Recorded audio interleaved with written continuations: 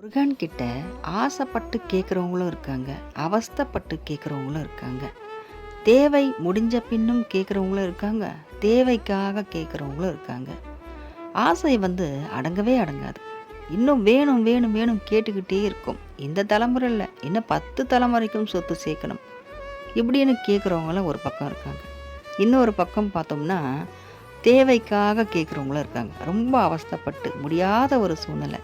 ஐயா முருகா, இந்த பணம் இருந்தால்தான் என்னோட தாயோட உடல் சரியாகும்.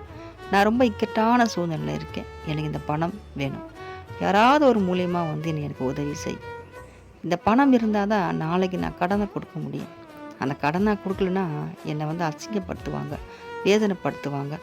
நான் நெர்கதியாக நின்றுடுவேன். அதனால் எனக்கு இந்த பணம் வேணும் இப்படின்னு கேட்கக்கூடியவங்களும் இருக்காங்க.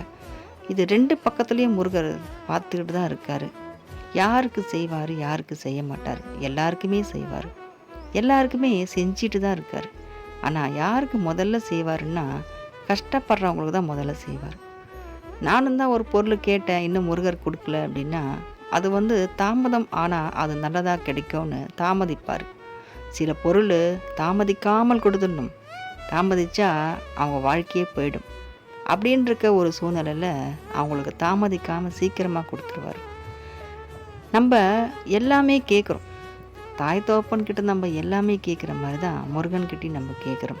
அந்த பொருள் நமக்கு நல்லதா இல்லையான்னு கூட நமக்கு தெரியாது. நமக்கு பிடிச்சனால நம்ம கேட்குறோம். ஏன்னா முருகருடைய அறிவுக்கு மனிதருக்கு எட்டாத ஒரு தத்துவம் முருகர்கிட்ட இருக்கும்.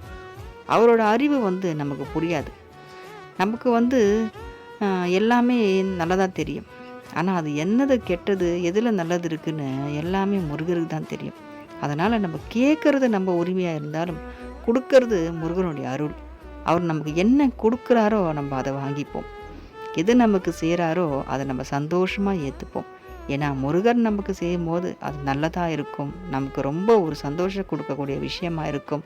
நம்ம பாதுகாப்பாக இருக்கக்கூடிய ஒரு விஷயமாக தான் இருக்கும். நம்ம முருகர் நமக்கு கொடுக்கும்போது கண் இமைப்போடு நம்மளை காத்து நிற்கிறார்.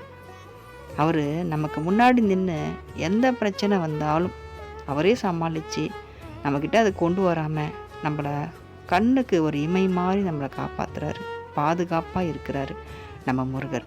அதனால் நம்ம தேவைக்கு கேட்குறோமோ, தேவை முடிஞ்ச பின்னு கேட்குறோமோ, ஆசைப்பட்டு கேட்டாலும் சரி, அவஸ்தைப்பட்டு கேட்டாலும் சரி, முருகன் நமக்கு நிச்சயமாக கொடுப்பாரு. நல்லதாக இருந்தால் நிச்சயமாக கொடுப்பாரு. வெற்றிவேல் முருகனுக்கு அரோகரா.